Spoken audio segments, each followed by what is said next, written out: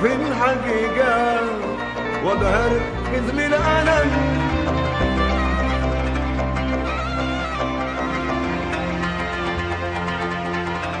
ما رأت عيني سميك حزين،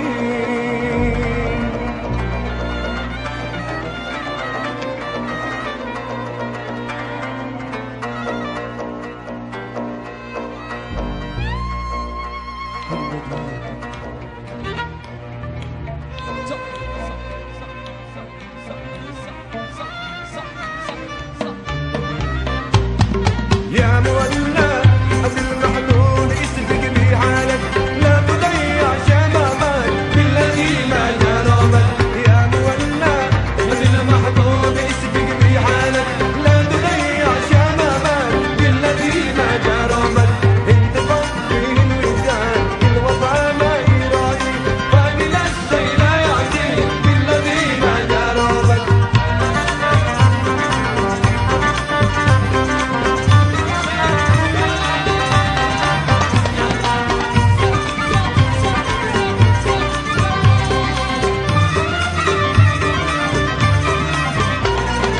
انت محكم ومتحكم بما في خيالك، انا مراد اريدينا يعيبك مرادك. انت محكم ومتحكم بما في خيالك، انا مراد اريدينا يعيبك مرادك. لو اريد من محبه قدر ما كان يريد، فاقد الشيء لا يعطي بالذي ما جربك.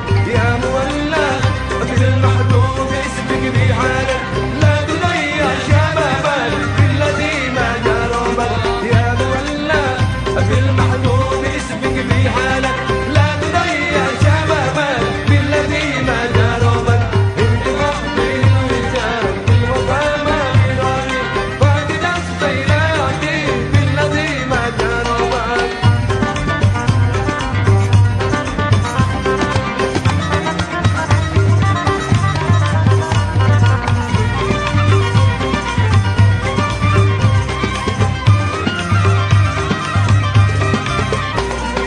روحي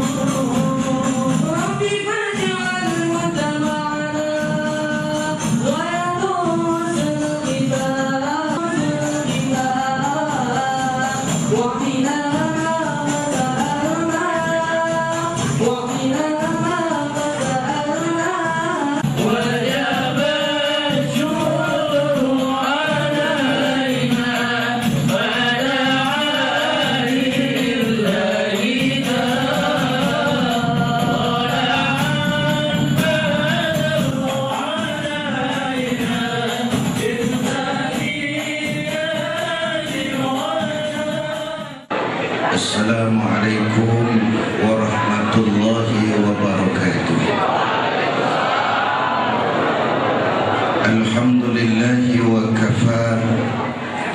Wassalatu wassalamu ala sayyidina Muhammadin al-Mustafa wa ala alihi wa ashabihi ahli sidqi wal wafa, amma ba'du. Para ulama, para kiai yang saya muliakan, pengurus masjid dan segenap panitia yang saya hormati, hadirin hadirat ma'asyiral muslimin yang saya cintai.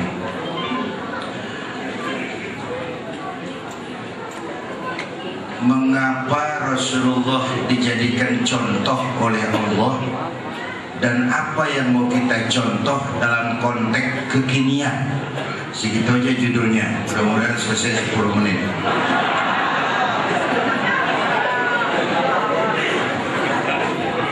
Mengapa Nabi Muhammad dijadikan contoh oleh Allah? Alasan pertama, kalau ayam disuruh nyontoh kambing, tuh yang nyuruh nyontoh kagak punya pikiran. Ayam mah nyontohnya ayam, kambing nyontohnya kambing, orang nyontohnya. Itu sebabnya Rasulullah tuh orang, basyarun, bukan jin, bukan malaikat. Kalau malaikat mah susah nyontoh coba. Tidur kagak, makan kagak malaikat itu. Ya, sama duit budak. Malaikat sama perempuan kagak open. Lah susah nyontohnya. Superman hebat, tapi nggak bisa dijadiin contoh. Superman bagaimana terbang?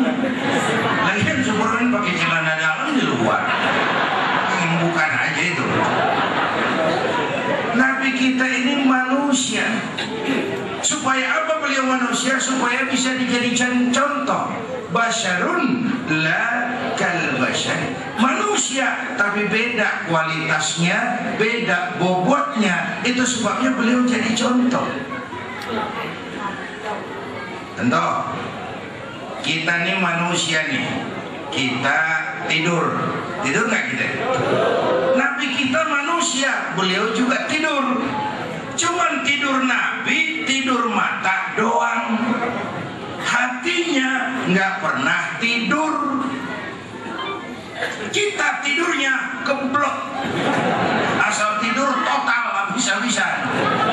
Nabi mah tidur mata doang, hatinya nggak pernah tidur. Ini mana basyarun la kal basyari. Manusia memang, tapi jangan samain, kualitas bibit bobotnya beda. Contoh lagi, kita ini manusia, kita keringetan. Nabi kita manusia, beliau juga keringetan. Keringat Nabi harum, wangi, bau minyak kasturi. Zaman belum ada parfum. Keringat kita udah rasain aja masing-masing dah. Jangan pakai dikubet. Basyarun la kal basyari. Manusia memang, tapi jangan samain. Atau lagi biar mantap, kita manusia nih beludak. Nabi kita manusia, beliau juga beludak. Ludah Nabi obat, ludah Nabi obat. Satu contoh, waktu berangkat hijrah ke Madinah kan beliau bersama Sayyidina Abu Bakar. Sampai di Gua Thur, Sayyidina Abu Bakar bilang, saya turun duluan ya Rasul. Kenapa? Bersihin goa, takut ada binatang berbisa. Silakan. Turun Sayyidina Abu Bakar, bersihin goa.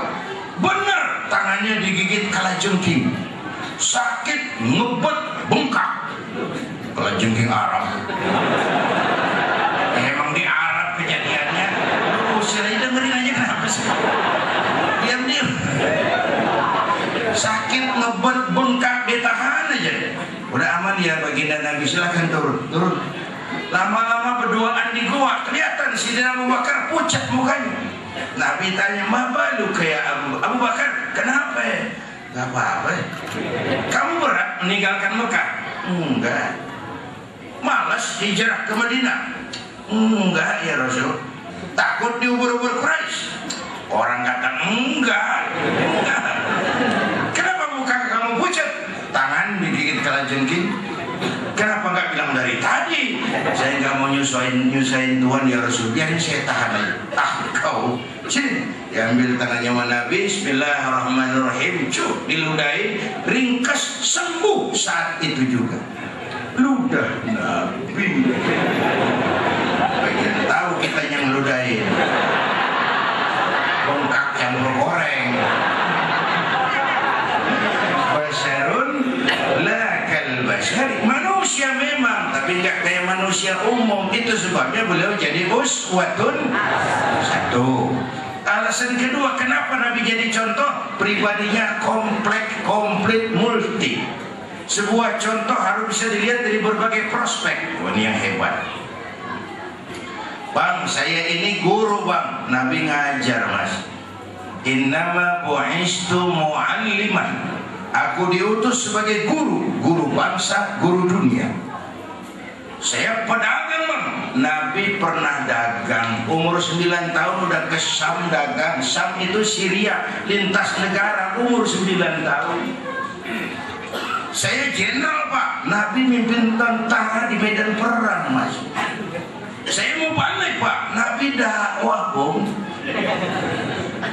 Saya diplomat pak. Nabi politisi. Saya kepala rumah tangga pak. Nabi punya anak bini mas. Ayo lompangan mana dah ngomong. Ini pribadi komplit. Kalau Nabi Isa malah nggak bisa jadi contoh bagaimana membina rumah tangga bahagia. Kenapa? Nabi Isa belum sempat kawin. Nabi Isa bagaimana membina rumah tangga bahagia menurut contoh Isa? Nggak ada mas. Nabi Isa belum sempat kawin.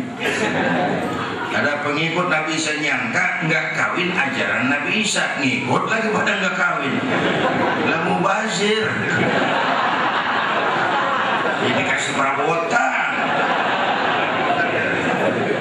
Dan nih yang hebat kata Imam Busairi dalam Burdah itu, ka'annahu wa huwa fardun fi jalalatihi fi ashkarin hina talqahu wa fi hasham. Syaratnya aja kan.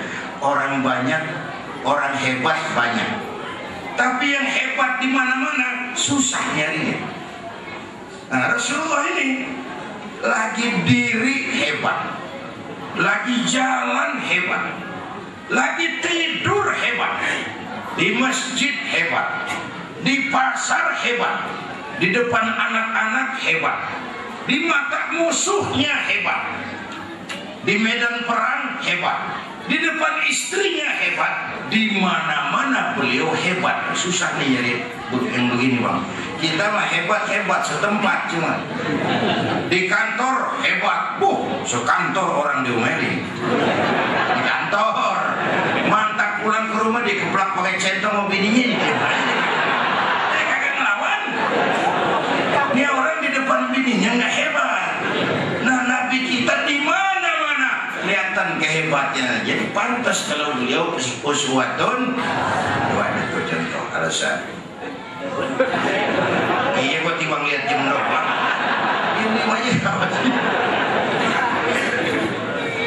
apa yang mau kita contoh dalam konteks kekinian? Pertama ibadah. Kalau ada orang yang hatinya paling bersih, Rasulullah. Kalau ada orang yang akhlaknya sempurna, Rasulullah. Kalau ada orang yang dosanya udah dapat jaminan ampun, Rasulullah. Tapi orang yang hatinya bersih, dosa udah diampunin, akhlak paling baik, itu kalau sembahyang malam kakinya bengkak karena rajin sujud. Kakinya bengkak karena rajin sujud. Saya tahu di sini juga banyak yang kakinya bengkak.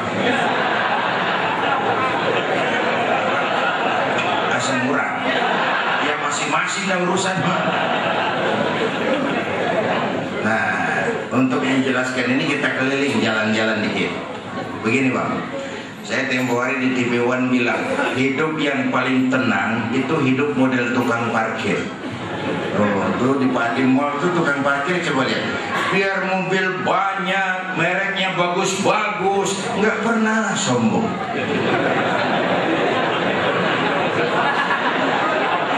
Ntar dulu gua belum rapi ngomong. Gue juga tahu mobil orang. tukang parkir biar mobil banyak, mereknya bagus-bagus, nggak pernah sombong. Nanti mobil pergi satu demi satu, habis sama sekali, dia nggak sedih. Tenang aja dia. Mobil banyak nggak sombong, mobil habis nggak sedih. Ini urusan nyengir tapi mikir. Ya, saya bukan ngebodor nih, ada muatannya nih cerita. Nyengir tapi mikir. Kenapa tukang parkir bisa begitu? Dia cuma merasa dititipin, tapi nggak merasa memiliki. Tuh tasawuf tuh. Siapa saja kalau merasa memiliki, bersiaplah kehilangan. Tapi kalau merasa dititipi, bahwa harta, jabatan, anak, istri ini semua sekadar titipan, hidup dong kayak tukang parkir. Bagaimana? Pertama, titipan nggak boleh bikin kita sombong. Dititipin doang, sombong, lah kagak pantas amat. Ya.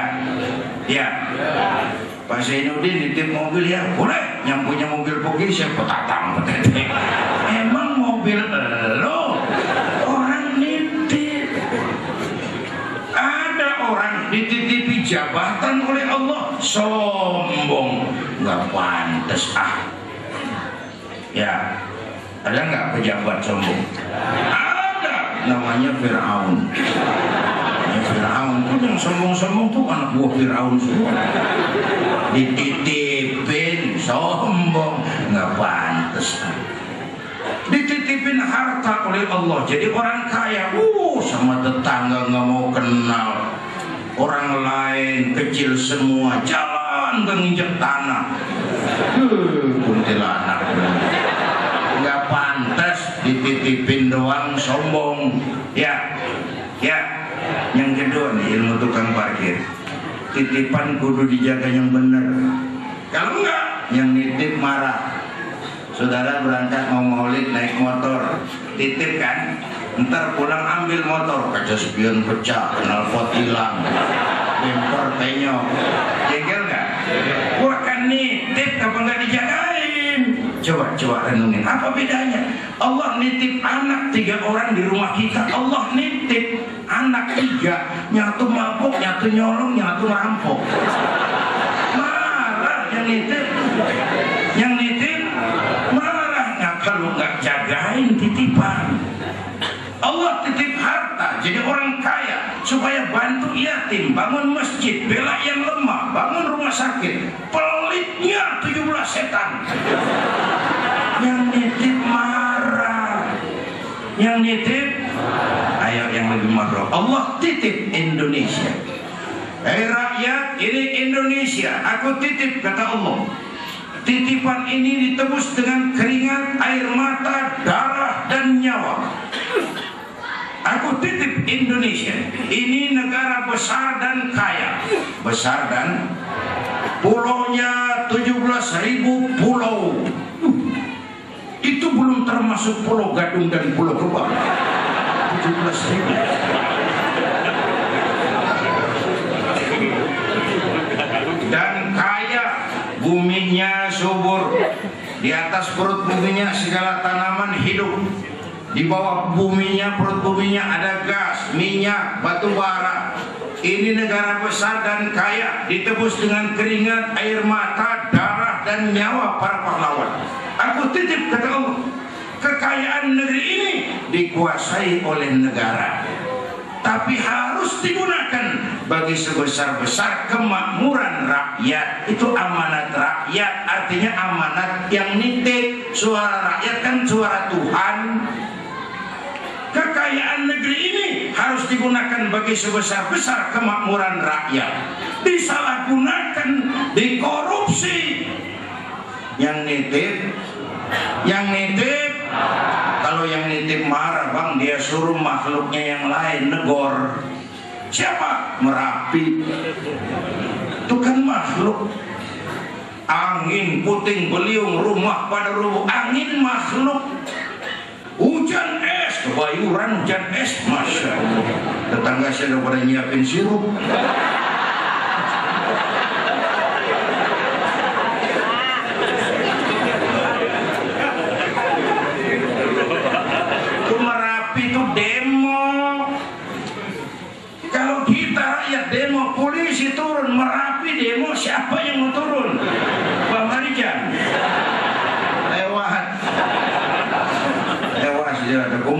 Mbak Surip. Ketemu jalan barzak, ketemu udah ngobrol sih. Kata Mbak Surip, tenang Bapak Rijan, tak gendong. Aman dia udah.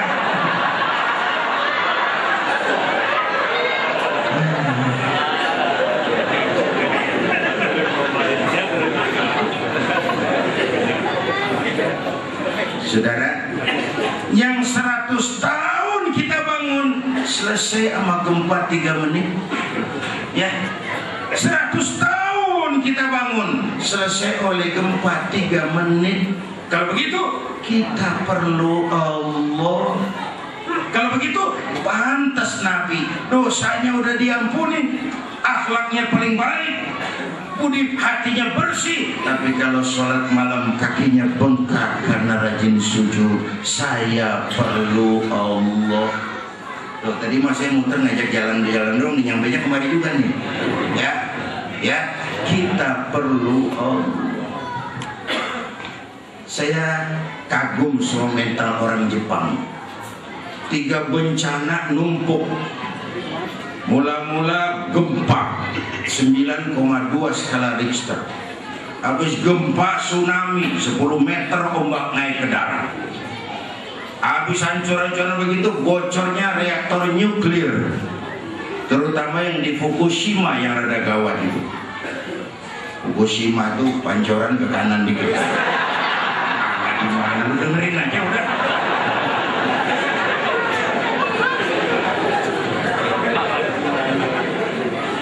Itu Jepang mentalnya memang tahan banting. Kalau kita lihat TV itu beritanya nggak ada yang dedoakan, nggak ada ya memang negara makmur, tapi mau saja mentalnya tahan banting. Itu sikap mental kita. Makanya Nabi lahir ke dunia nggak sempat lihat bapak, umur 6 tahun ditinggal emak, umur 9 tahun bangun kambing, remajanya nggak cengeng, nggak dikolokin. Ditempat dengan kesulitan.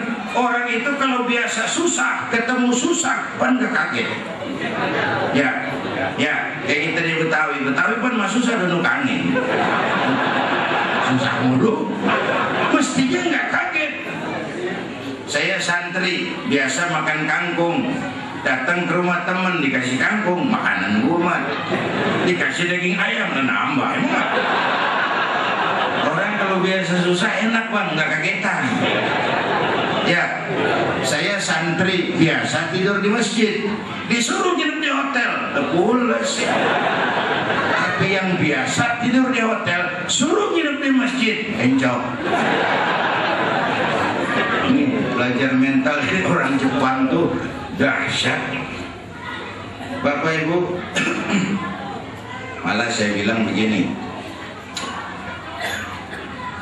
Masyarakat Betawi itu kalau dia mau maju punya modal positif. Pertama, orang Betawi itu demokratis. Kenapa demokratis? Secara kultur orang Betawi nggak pernah punya raja. Jadi jilat, ngesor Betawi mah kagak dah, biar dia susah juga. Emang gengsinya gede. Nih, buka sejarah. Orang Sunda punya raja Siliwangi. Orang Makassar punya raja Bone. Orang Kalimantan punya raja Mula Warman. Orang Palembang punya raja Sri Wijaya. Betawi nggak pernah punya raja kecuali Raja Leno. Lain itu. Beda itu. Jadi orang Betawi itu demokratis. Nggak ada yang diumpetin, saja kedemen aja udah gitu Betawi mah. Ya, lah senjatanya golok lempeng banget. Yang tajam mana yang pudul mana kelihatan. Nggak neko-neko. Yang kedua, orang Betawi itu akomodatif. Kita sadar Jakarta ibu kota milik rame-rame, maka Betawi bisa menerima siapa aja, bisa kerja sama yang mana aja. Cakep kan itu? Cakep. Coba yang jelek kudu diobatin kalau mau maju. Apa yang jelek? Pertama ambek. Betawi kalau ngambek, kayak mesin giling mogok. Mesin giling asal mogok sekampung dorong kagak bergerak. Kagak ngerti udah katanya juga. Kan susah mau maju kalau ambek dorong gede.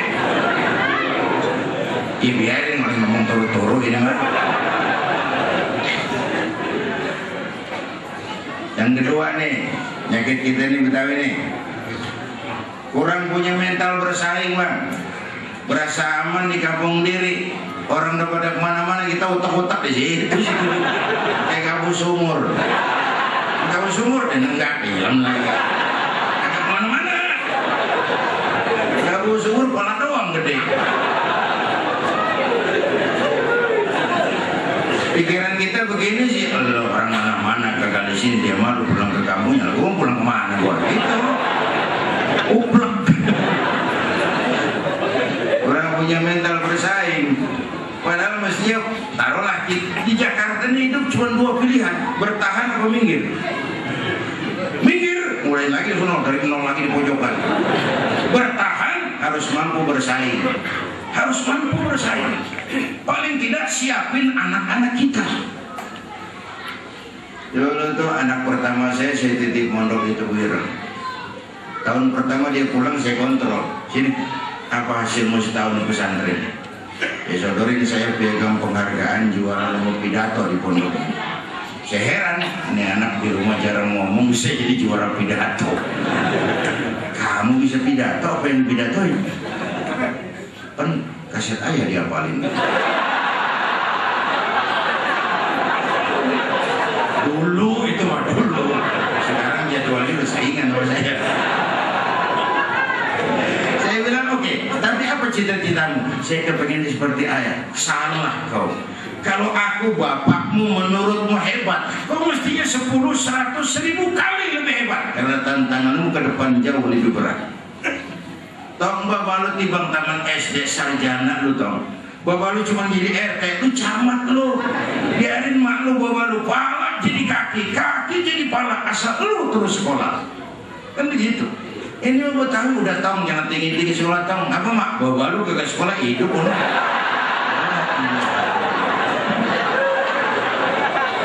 Mendingan makan singkong beneran daripada makan roti ngimpi. Makan singkong beneran, makan roti ngimpi, mendingan mana? Mendingan makan roti beneran. Milih aja susah gitu.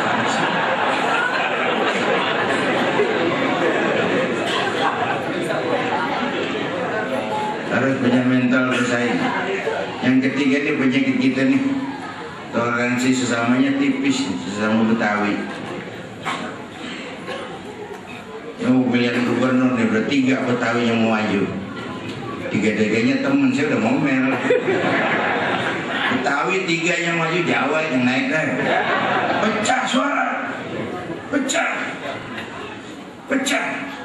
Saudara-saudara, toleransi sesamanya tipis. Asa mendingan jadi orang, lakunya ke Kebun Pinang. Tahu Kebun Pinang? Tinggi nggak? Segitu doang udah. Kebun Pinang menang tinggi doang, ditaikin susah, dipakai ngadem kagak bisa, dimakan getir, orang tebang gua cokok.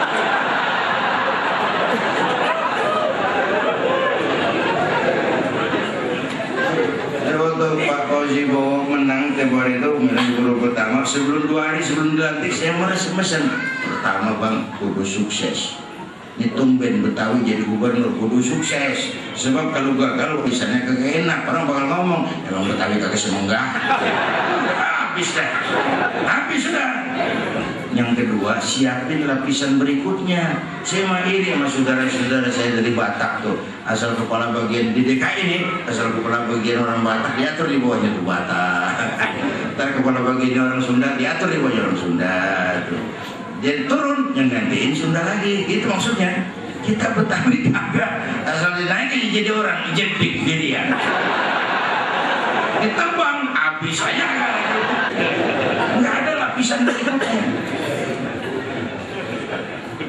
Ini ngapa Bek mari-mari nih?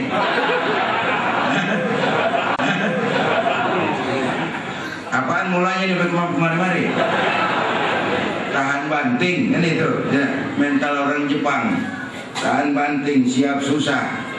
Jadi yang pertama saudara-saudara, untuk nyontoh ibadah ini kita perlu Allah. Nah, sekarang pertanyaan berikutnya, kita hamba Allah bukan? Iya. Kata siapa? Kata kita. Kalau kata kita namanya ngaku. Ngaku itu boleh dan murah. Tapi diakuin apa enggak kita belum tahu.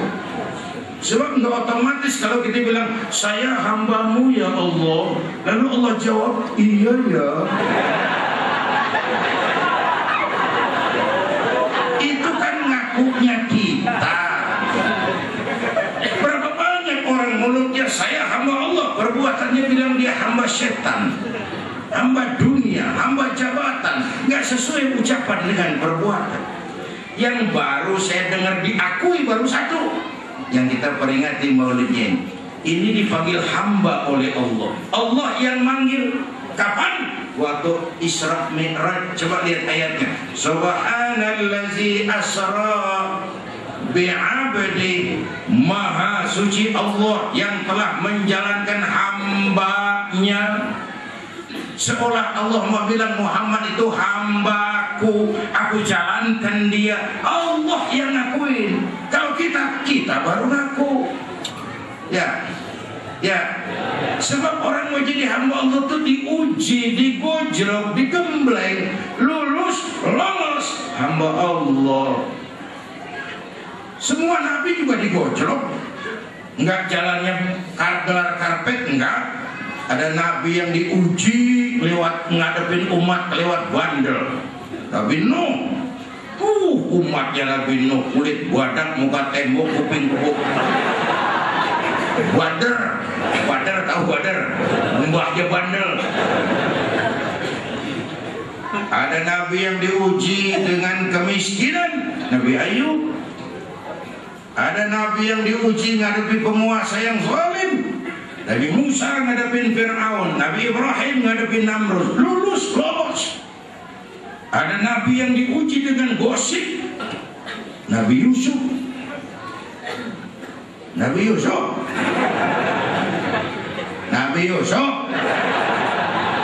Pan Zuleho pan nemen sama Yusuf. Pan Yusuf pan kagak mau pan.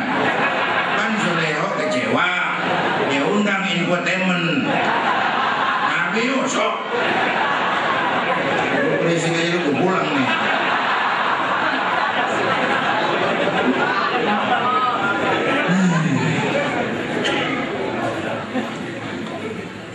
Bapak Ibu hadirin yang saya hormati, jadi dari poin ini kita perlu Allah. Kita perlu Allah. Apalagi sekarang ini kan zaman entertain, orang pada pinter bikin bungkusan. Sekarang kiai sama dukun tipis bedanya. Bener-bener. Ini ngomong kiai sama dukun saru dah. Saru. Pemburu hantu pakai sorban. Ntar kiai suruh pakai helm. Atribut aja udah kacau. Atribut enggak karu-karuan. Maka kita rakyat kudu cerdas. Emas pasti kuning. Ya. Apa semua yang kuning pasti emas? Nah, pintar dah. Dikali banyak banget.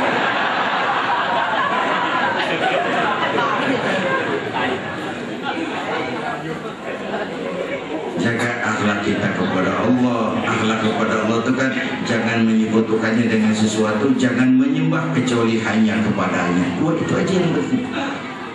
Saya bersaksi tiada Tuhan selain Allah. Saya bersaksi Nabi Muhammad utusan Allah, Nabi terakhir. Tidak ada Nabi sesudah Nabi Muhammad. Harga mati titik. Disiplin. Ada yang ngaku jadi Nabi, wajib tidak percaya. Jenggotnya panjang Pak, masa bodoh. Mau sorbannya kayak Batman, gak ada urusan. Berapa banyak kita jadi korban Nabi palsu. Dan orang-orang HAM itu harus tahu soal Ahmadiyah itu bukan soal kebebasan beragama, itu soal penodaan terhadap agama. Kalau kebebasan beragama kita sangat menghargai kebebasan.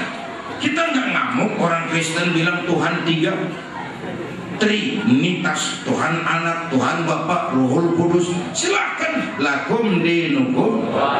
Inilah yang namanya kebebasan beragama. Kita nggak ngomel orang Buddha bilang Tuhan ada dua. Tuhan besar namanya Mahayana, Tuhan kecil namanya Hinayana. Silakan. mau tuan besar, tuan kecil, tuan tanggung. Ini urusannya lakum dinukum. Tapi kalau ada orang ngaku Islam, nah di sini dong urusan ini.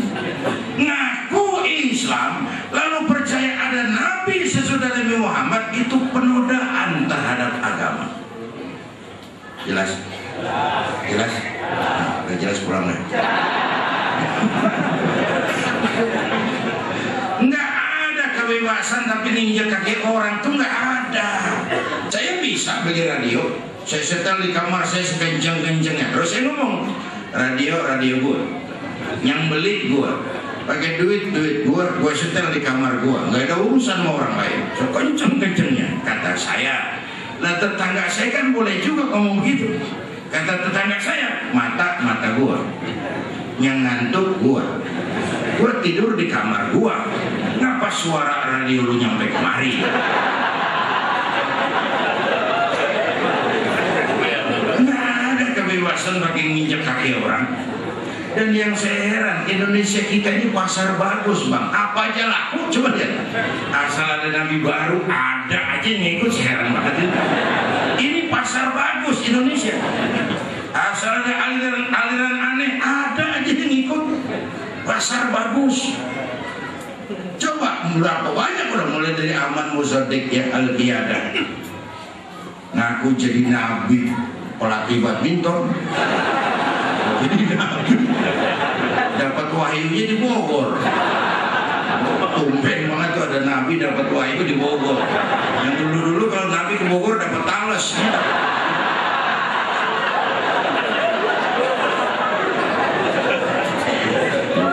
Tangkap polisi 4 tahun penjara.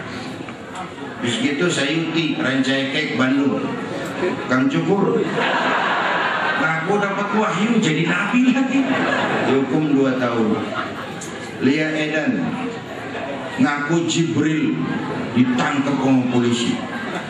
Pokoknya kita salut sama polisi Republik Indonesia, bukan cuma teroris, Jibril tangkap. Gimana di dunia polisi berani nangkap Jibril?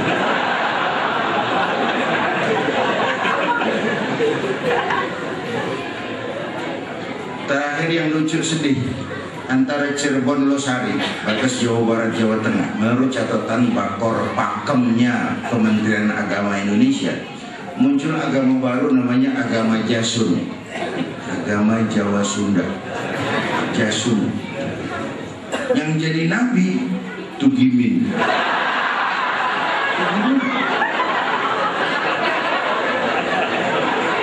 Saya bilang ini Pak jangan jadi nabi, jadi kiai juga kurang angker. Kamu kalau bapak kiai Tugimin.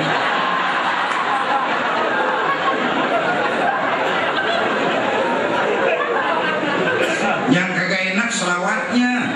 Kalau kita kan resep tadi, ya Habibi ya Muhammad, asyik kita rasain. Coba ganti yang barusan. Oh kagak enak pisan enggak. Ya Habibi ya Tugimin. Kagak enak kan, kagak enak.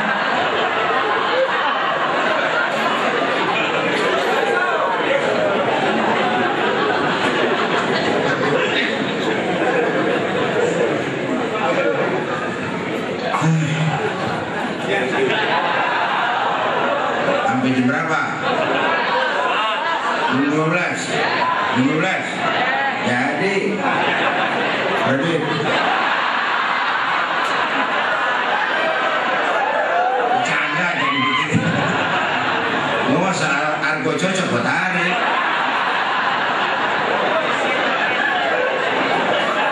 Bercanda.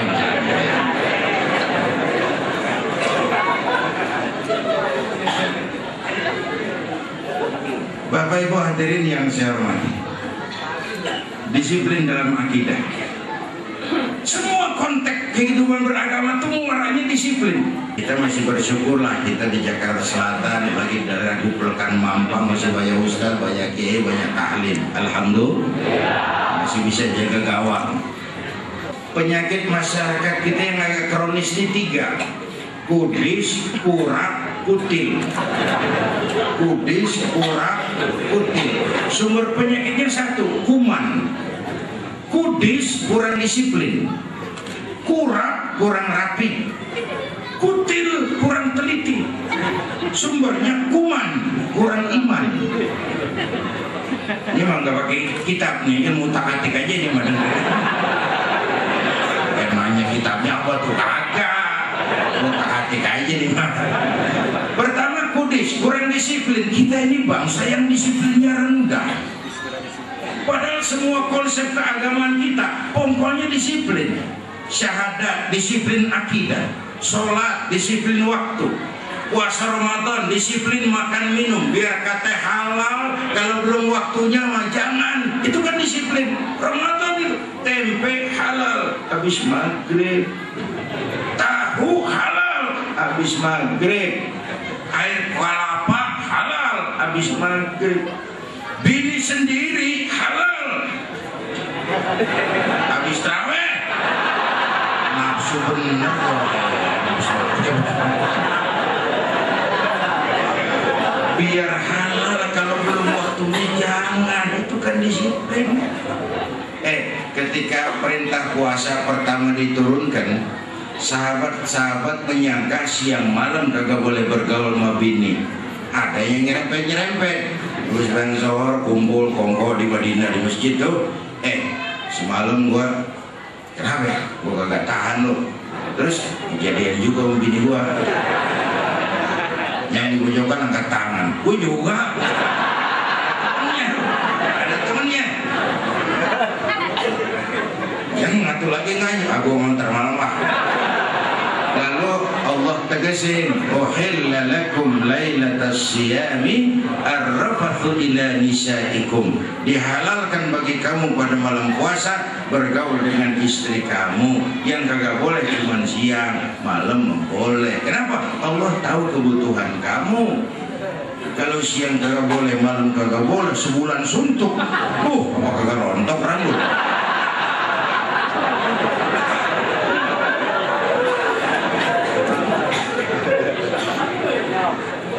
Disiplin.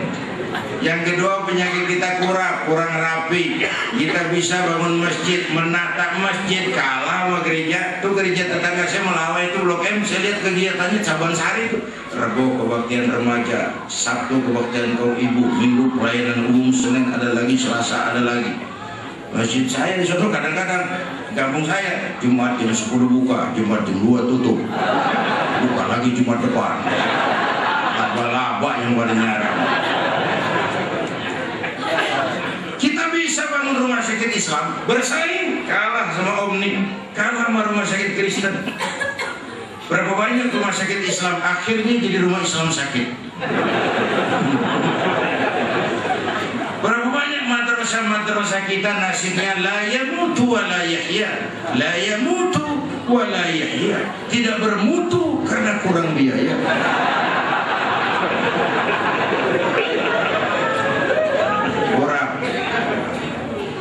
Yang ketiga kutil, kurang teliti. Masyarakat kita sekarang cepat heran, gampang kagum. Ditambah abad entertain, orang pada pintar bikin bungkusan. Masyarakatnya lagi kutil, kurang teliti, cepat heran, gampang kagum.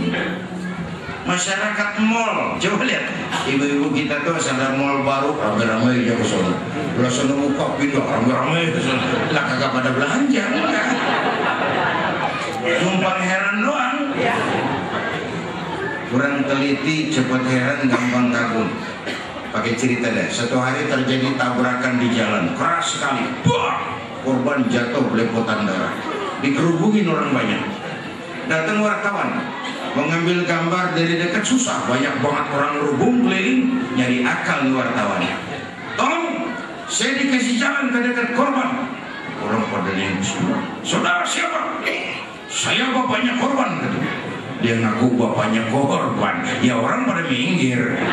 Minggir, ada bapaknya korban. Ya. Orang pada minggir semua, dia maju ke depan korban. Sampai di depan korban, pucat mukanya tuh wartawan. Kenapa? Yang ketabrak anak monyet. Dia udah kedongan ngaku bapaknya korban.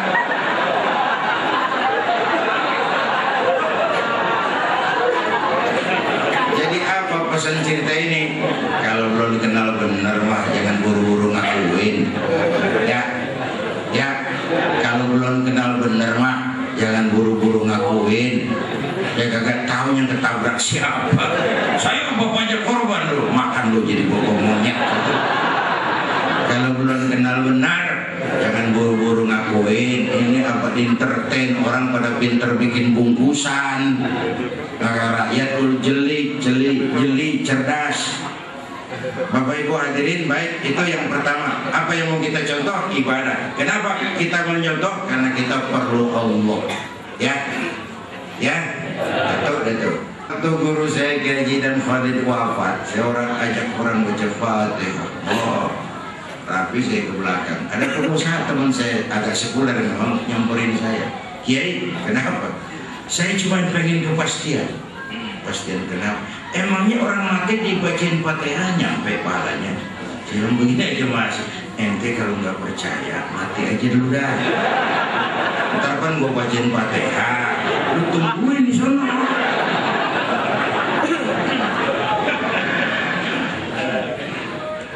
Uang ratusan pesantren dengan jutaan santri ngajarin tahlil, mau diberantas bagaimana kan ngimpi. Ayo berjuang yang manfaat buat umat.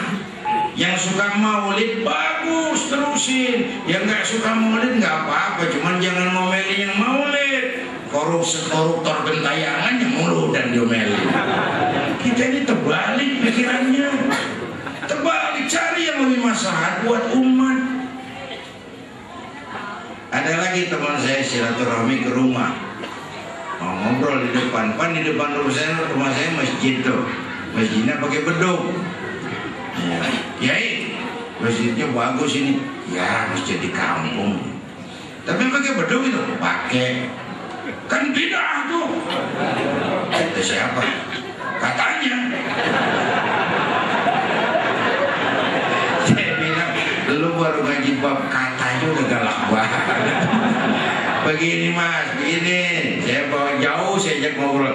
Itu beduk tuh bukan agama mas, itu budaya. Budaya itu tanda masuk waktu, bukan manggil orang sholat. Manggil orang sholat mah pakai azan. Tanda masuk waktu pakai beduk. Nggak mau pakai beduk, break juga boleh. Mau break boleh, kalau leher kenceng mah boleh. Cuman kan Wali Songo dulu cerdas, daripada beberekan mending pakai beduk dah. Sekali pukul sekampung kedengeran. Itu budaya. Kalau itu dianggap bid'ah, motor juga budaya tuh, bid'ah dong tuh. Jual lu, beliin ontak.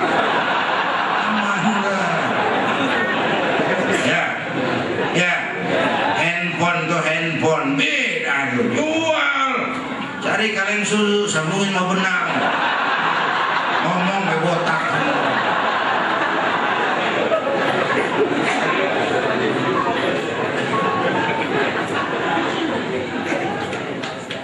Hormati pendapat orang. Kalau pendapat kita kepengen dihormatin orang, itulah aja rumusnya.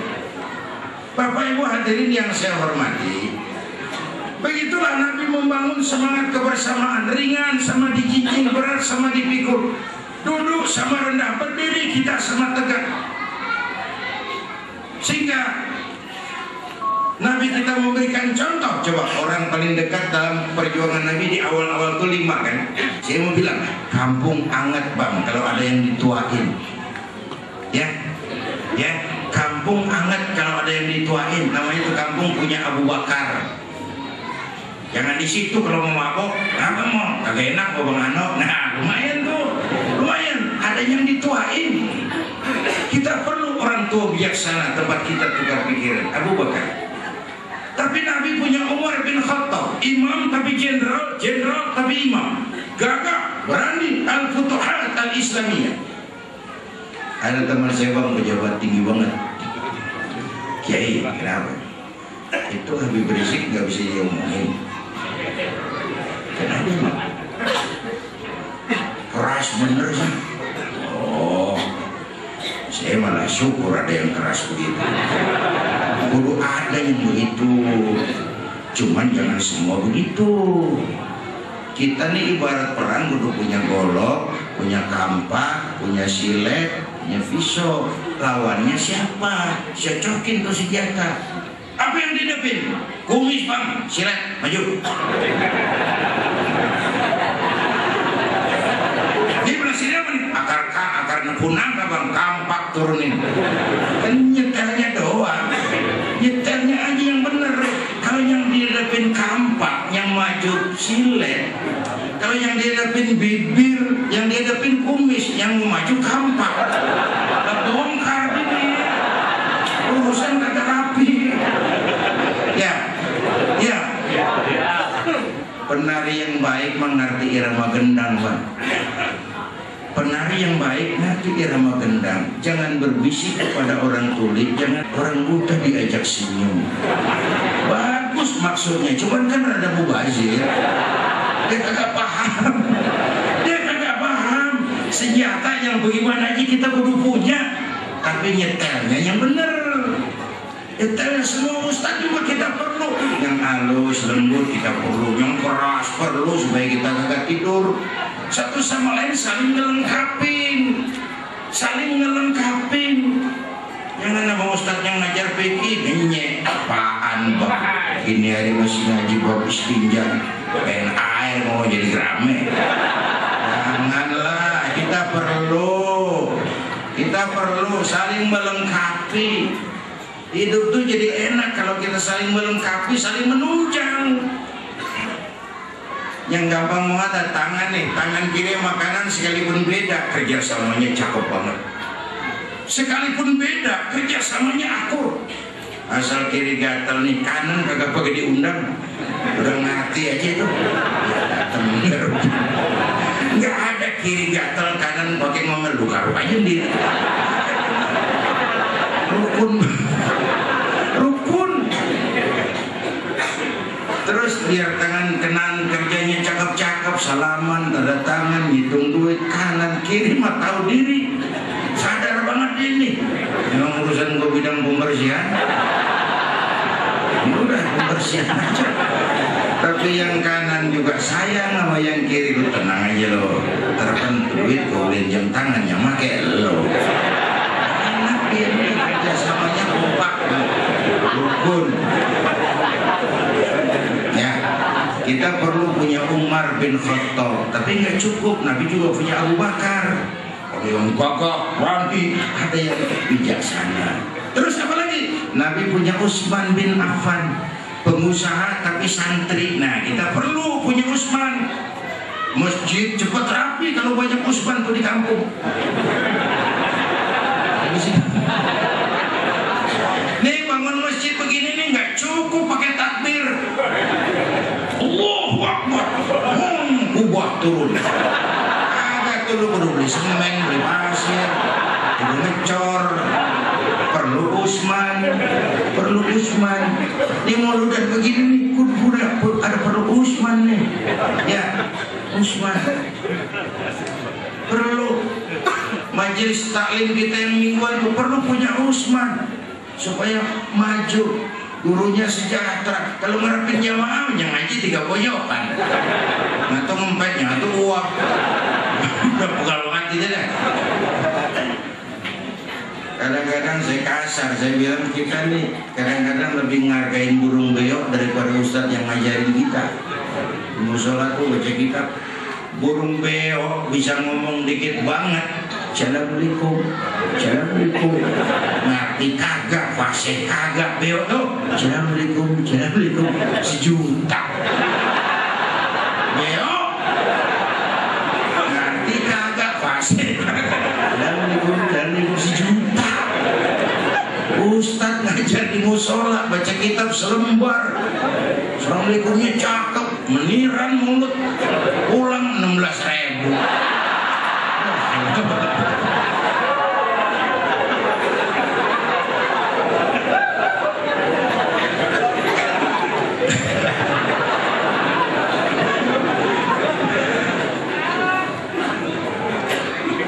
Kita perlu Utsman. Abi Thalib nih, tokoh muda, intelek, masih muda tapi rela korban jiwa demi keselamatan Rasul di malam hijrah. Ayo saya cuplik dikit nih gambarannya.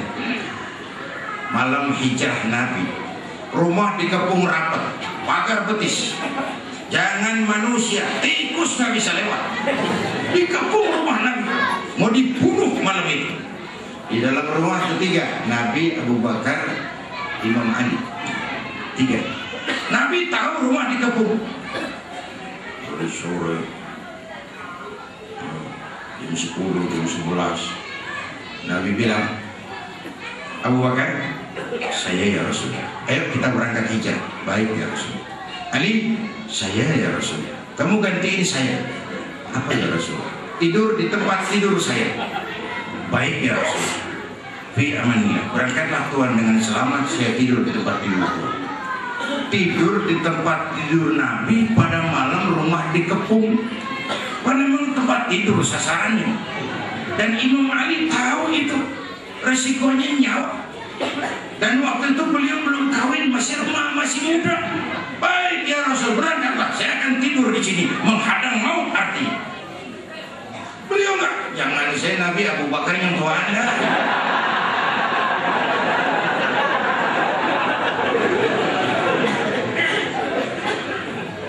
Luar biasa. Kita perlu anak-anak muda macam Ali bin Abi Thalib.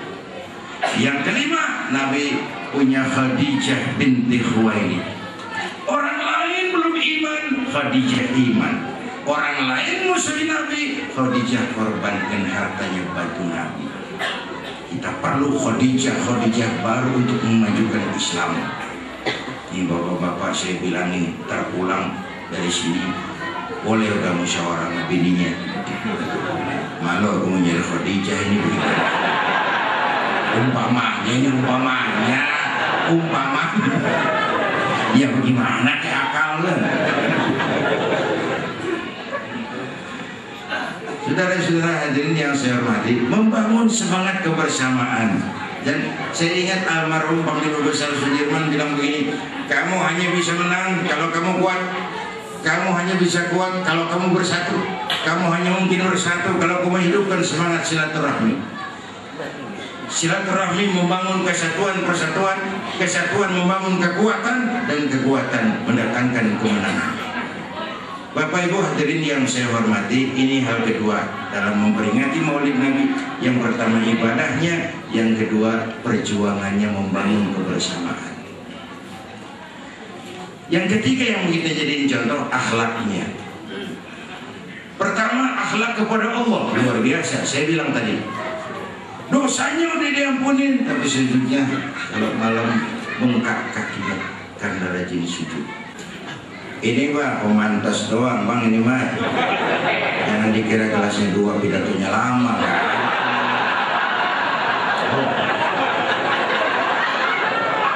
Melihat kelasnya 2, oh lama deh. Ember lu taruhin terus.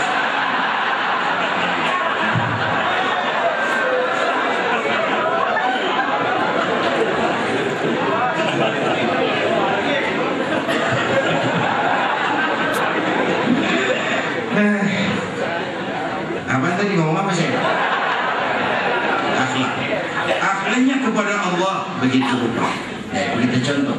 Semua kita perantau di bumi Allah. Perantau pasti pulang. Orang yang selesai merantau di dunia disebut telah pulang ke rahmatullah. Kenapa pulang? Perantau, nggak boleh tetap selamanya. Bodoh, goblok, bahlul, nah itu Madib. Bodoh kalau ada perantau, tahu perantau tapi nggak mikirin pulang. Waduh, bodoh betul. Ayo flashback. Kita kan mula-mula tinggalnya bukan di sini Bang. Kemarin kan kita ngendon, perantau. Mula-mula kita tinggal di alam arwah. Sebelum jasad diciptakan, roh dibikin. Berapa lama di sana? Cuma Allah yang maha tahu. Dari alam arwah merantau lagi. Kemana? Alam rahim, alam kandungan emak, tempat roh ketemu jasad. Pernah tinggal di situ? 9 bulan. Nah, buat adik-adik saya, anak-anak saya remaja, pemuda, mak kita, makmu, makku, mak kita semua mau dibalas pakai apa jasanya nggak bakal nebus. Semua harta kumpulin mau balas jasa emak nggak nebus itu. Alam rahim, Allahu Akbar. Makmu, makku, mak kita nih dari mulai ngidamin kita udah kita seksa. Muntah tiap jam, mending gak ada yang dikeluarin. Enggak, muntah kering namanya kan sakit perut. Yang dipengenin yang kagak musim, namanya orang ngidam. Tengah malam pengen megang pala kereta. Wah, heran lu jorok amat lu.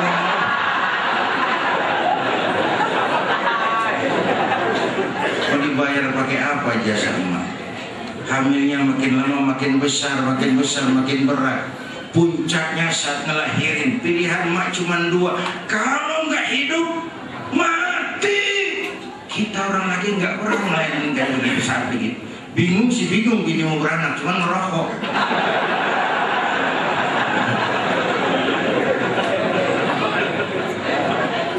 Saat ngelahirin pilihan cuma dua, kalau nggak hidup mati.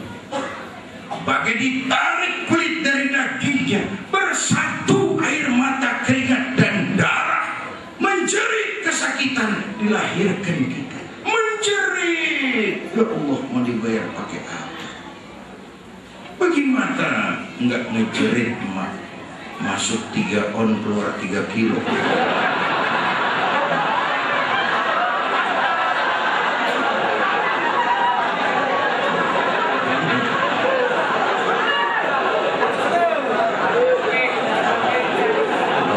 Pulang ada yang nimbang nih.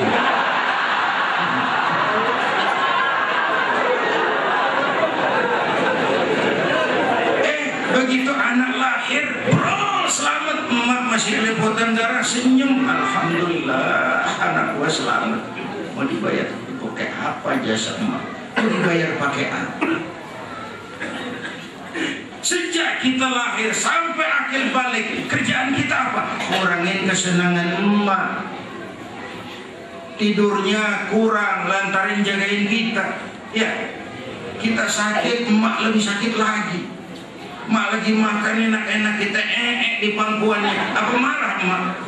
Enggak, malah bilang, anak gua tainya cakep banget. Baik, cakep.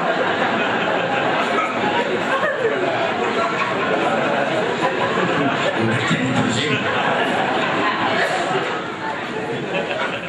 Emak tuh kalau dimang anak, bahasanya nggak ada yang nggak enak. Dimang kita anak raja, ya Allah, anak raja kita. Udah hitam gorengan. Anak raja.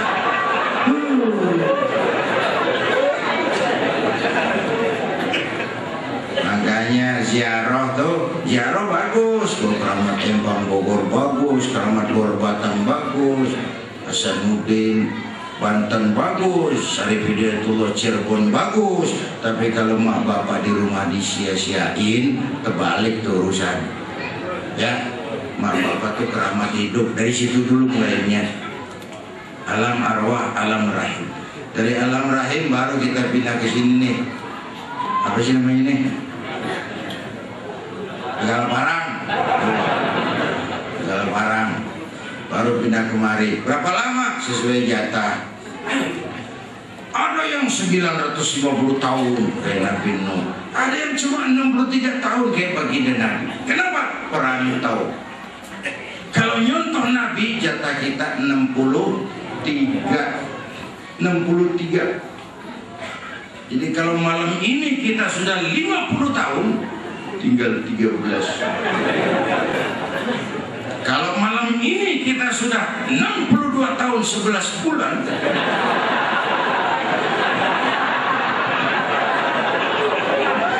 harap makan yang enak-enak, Pak.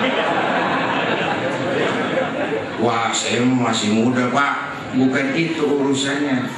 Mau tuh aneh. Kadang-kadang ngomongnya seger banget, cucu mati. Ya, Sebulan lalu Haji Mas Said masih muda, ganteng, mati. Haji Mas Said mati sampai sekarang.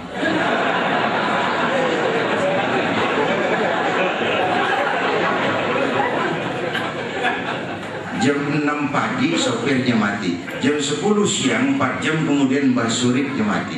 Sebelum mati dia pesan sama teman saya W.S. Rendra, Mas, saya kalau mati tolong dikubur di bengkel teater Depok.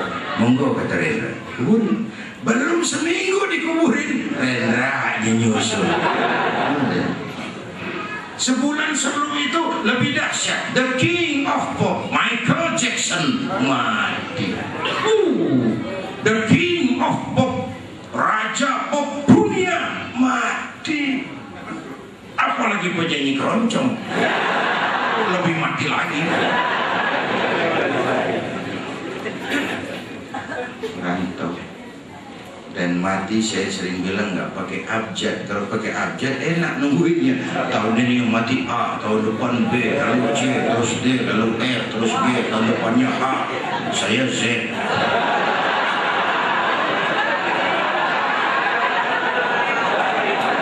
Repot gue, nggak ada yang ngurusin. Orang udah pada habis.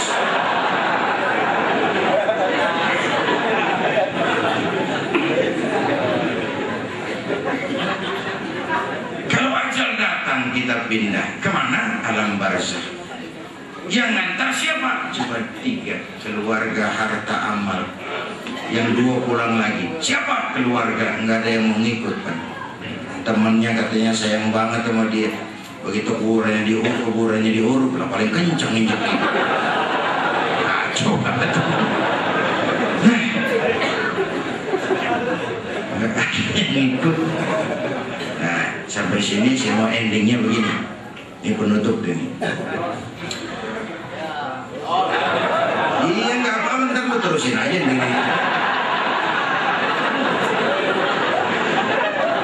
Begini. Saya Nudin MZ nih. Kalau ngarepin masuk surga pakai amalan yang saya kerjakan sendiri, rumah-rumahnya tipis harapan. Bener nih, bener. Sholat saya berapa banyak saya tahu. Sedekah saya berapa duit saya tahu. Dosa saya berapa banyak saya tahu. Terus saya baca sejarah. Nabi Adam dosanya atuh. Nabi Adam makan buah khuldi, dikeluarin dari surga. Nabi Adam dosanya atuh, dikeluarin dari surga. Kita dosa banyak, pengen masuk. Wah, kakak semangat banget. Nah, untung, ini saya masuk 2 hal. Untung Allah Tuhan kita bukan Tuhan pendendam. Allah Tuhan kita Tuhan yang ramah dan penuh rahmah. Manusia, dosamu banyak, tapi lihat rahmatku lebih banyak.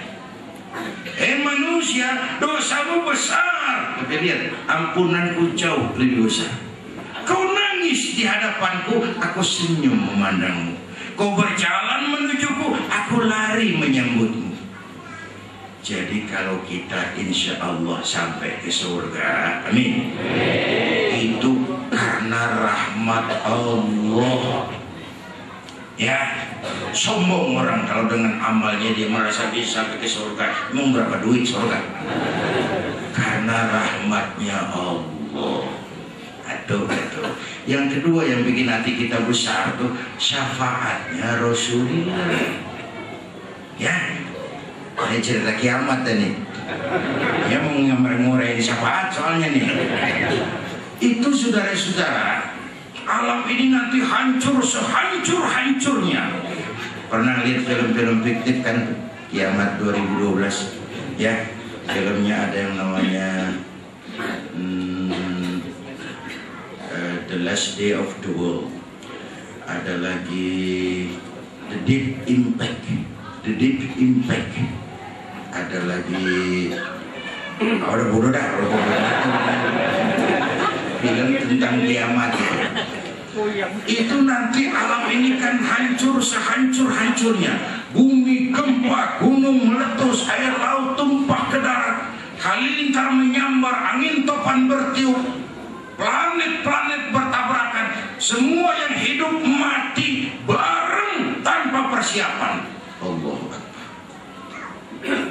Jadi waktu ada teman saya bangun pesantren, meletakkan batu pertama, diminta saya, terus dia bilang, Kiai, doakan supaya pesantren kita jalan terus sampai hari kiamat. Saya bilang jangan, serem. Kamu mengalami. Begini aja, mudah-mudahan pesantren kita ini jalan terus sampai kira-kira kiamat kurang seminggu kan. Ada aman, ada aman.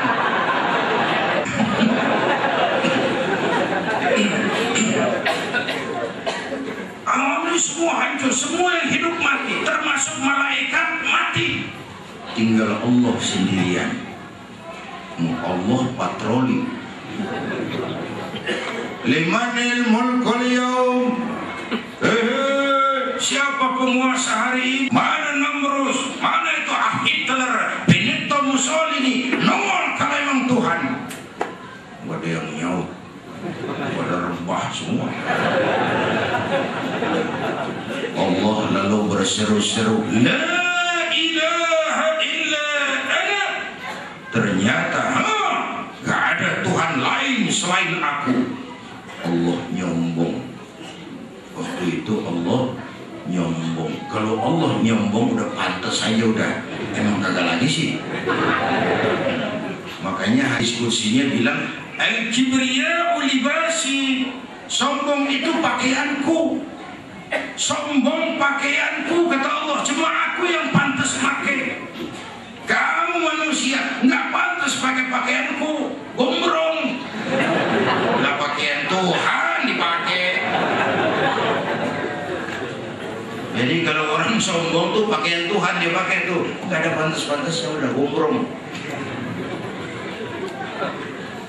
Nanti itu Pak, Bu, Saudara, yang pertama dihidupin bukan kita manusia, malaikat duluan. Hidupin malaikat semua. Malaikat hidup, diatur panitia akhirat. Yang bertamu siapa? Yang mimpin marawis siapa? Balik, siap. Sediakan neraka. Aku mau bakar itu bajingan tengik yang waktu di dunia nggak mau sujud, jauh dari ulama, tinggal di masyarakat jadi biang kerok, saban malamnya kayak botol, judi, zina. Siapkan neraka. Baik. Ridwan, iya. Sediakan surga. Aku mau balas hamba-hambaku yang waktu di dunia rajin sujud, dekat dengan ulama, tinggal di masyarakat, menebarkan kebajikan, santun kepada yatim, suka menolong orang yang perlu pertolongan. Udah tengah malam masih muludahan aja.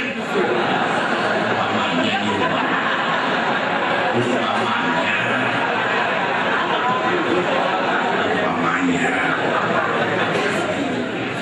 Baik ya Rob. Jibril, Mikail, ya, ke surga.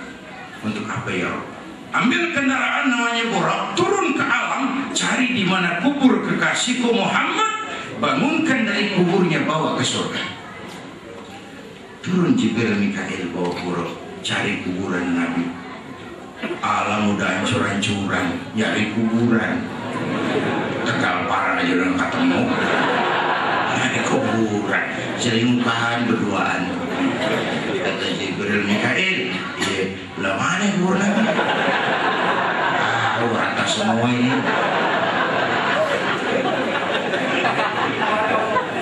Dua-duanya sujud, mohon pertolongan Allah, sujud.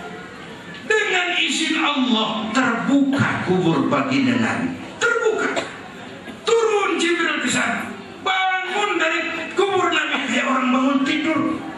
Usap-usap mata, tengok kanan ada Jibril, tengok kiri ada Mikail, lalu tanya, ayu yaumin hadza ya Jibril? Jibril, ini hari apa toh? Ini kiamat Muhammad. Kiamat? Kiamat. Jibril, kalau memang ini hari kiamat, aina ummati? Umat umat saya mana Jibril, umat saya mana? Allahumma shalli alaihi wa alihi. Belum pernah ada seorang pemimpin yang begitu besar cintanya kepada umatnya dari dunia sampai akhirat. Bangun dari kubur, tahu kalau hari kiamat yang ditanyain pertama kita nih, umat saya mana? Maksudnya kalau saya yang dibangunin duluan lain. Hari apa Jibril? Kiamat Zainuddin. Oh, bini gua mana Jibril?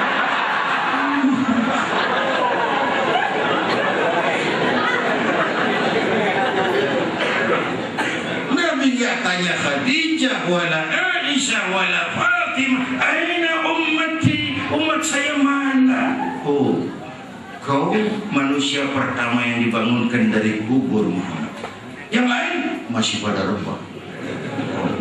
Terus kita ke surga Muhammad. Perintah Allah, perintah Allah. Perangkat. Nyampe surga kayak orang gelisah Nabi kita. Mondar mandir, mukanya nggak cerah, kayak orang nggak betah, resah, gelisah. Yang punya surga kan jadi kagak enak liatnya. Ya Muhammad, labbaik ya Rabb. Nggak enak di surga. Enak, kurang cukup fasilitas. Cukup. Kamu kok seperti orang nggak betah tuh kenapa? Saya teringat umat saya, ya Allah, umat saya gimana nasibnya? Iya, saya mau udah enak di surga. Umat saya udah enak di DPR. DPR. Salah lagi, salah.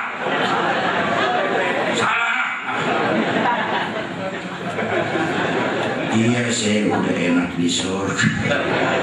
Surga kursi empuk, gaji cukup, dapat mobil, dapat rumah. Nih umat saya yang lagi kampanye pada kepanasan. Jadi mau kamu, saya minta izin keluar dulu ya Rob. Udah di surga minta izin mau jenguk kita. Allahumma shalli alaihi. Nah, episode berikutnya kiamat di kebangkitan. Manusia dihidupkan semua, kebangkitan. Allah Karim, saya nggak bisa bayangin. Jumlah manusia yang nongkrong di muka bumi kan sekarang 6 miliar. Yang hidup doang nih 6 miliar. Cina berdua, India 2,5 miliar. Cina 1,5, India 1. Berdua dia 2,5 miliar. Itu kalau kencing bareng. Banjir. Ini manusia dari awal sampai akhir berapa puluh miliar di padang mahsyar. Bangkit kumpul, bingung, resah, gelisah, mau diadilin di padang mahsyar. Bingung, resah, gelisah, panik, mau diadilin. Sekelompok bergerombol di pojokan ngobrol. Mas, kita mau diadilin ini. Ya, terus gimana? Ya kemana kayak nyari bantuannya? Kemana? Tendang guyung, guyung. Begini, kita kan umat Nabi Adam nih. Anak cucu Nabi Adam, kita berumat anak cucu Nabi Adam. Pantas dong kita minta tolong sama dia, namanya dia yang terdekat kita. Kita minta tolong sama dia yuk. Nah, cocok. Ayo cari yuk. Berangkat cari Nabi Adam. Pada bos pandu. Ya Adam, anta abal bashar. Adam, Tuhan bapakmu yang manusia, kami anak cucu kamu Adam, kami mau diadilin di padang mahsyar. Tolong kami Adam, tolong. Nabi Adam, orang iso mas. Aku deh ngumpet loh jadi rombongan Jawa nih. Cari yang lain aja lah. Saya dulu nggak boleh makan buah khuldi, saya makan. Tanggung jawab juga. Nabi Nuh kali itu, Nabi Nuh Jawara tuh dia bisa tuh buat cari Nabi Nuh. Tolong kami Nuh, kami mau diadilin di mahsyar ini. Kata Nabi Nuh, Tetiasa mang lah. Jadi gelier aja nama. Rombongan Ciamis.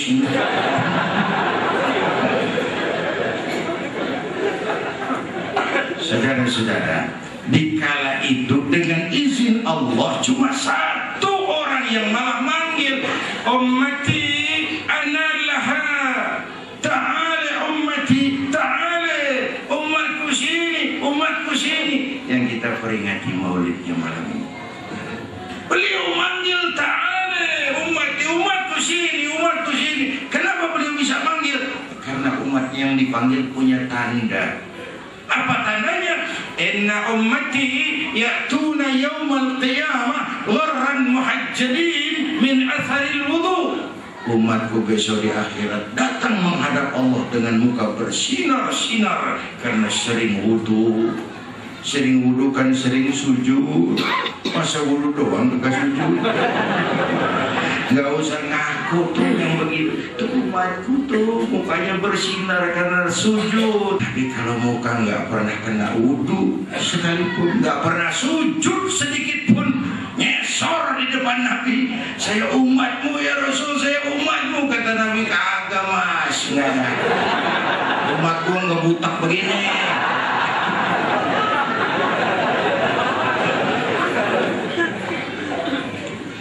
Saudara-saudara, mudah-mudahan kita semua mendapat syafaat. Tapi kurang saya mohon maaf. Terima kasih. Usikum wa iyaya bitaqwallah. Wassalamualaikum warahmatullahi wabarakatuh.